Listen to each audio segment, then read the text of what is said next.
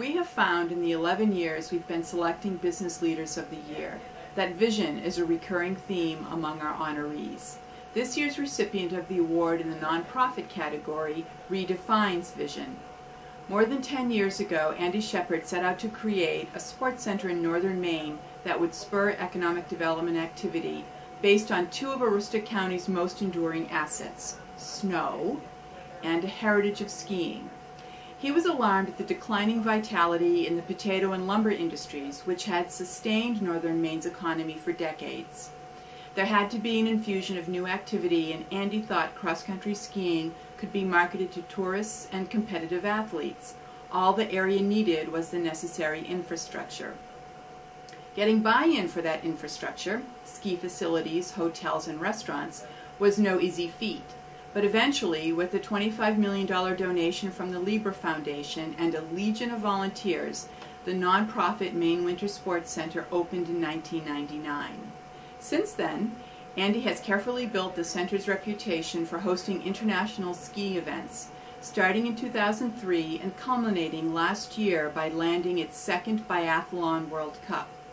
About 140 athletes from around the world competed in the cross-country skiing and shooting event, drawing between 25,000 and 30,000 visitors and generating $10 million in economic activity in northern Maine. On top of that, the events were televised to about 120 million viewers in Europe. One of my favorite anecdotes around this exposure involves Andy's son, Walt, a biathlete who was wearing a Maine Winter Sports Center parka in Siberia. People in the streets recognized the logo, gave him a thumbs up, and chanted, "Fort Kent!" Andy is positioning Maine Winter Sports Center to host the World Cup every 2 years, bringing that economic vitality to northern Maine. At the same time, the center's Healthy Hometown program teaches kids across the state how to ski. So far, 100 communities and 6,500 Maine youngsters have participated in the program, helping to sustain Maine's skiing heritage, to develop physical fitness among our youth, and perhaps to groom the next U.S. Olympic biathletes. It took more than a decade for Andy's dream to pay off, but he never wavered.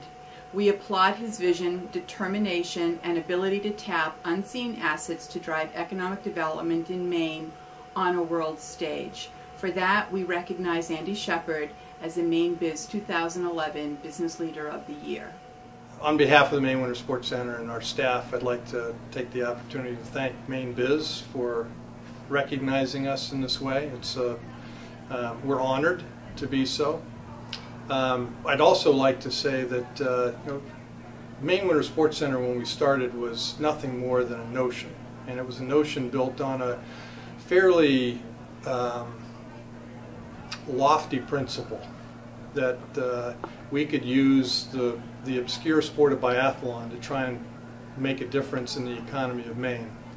And what gave wings to that notion was a meeting that I had with Owen Wells 12 years ago in the Down East restaurant in Yarmouth.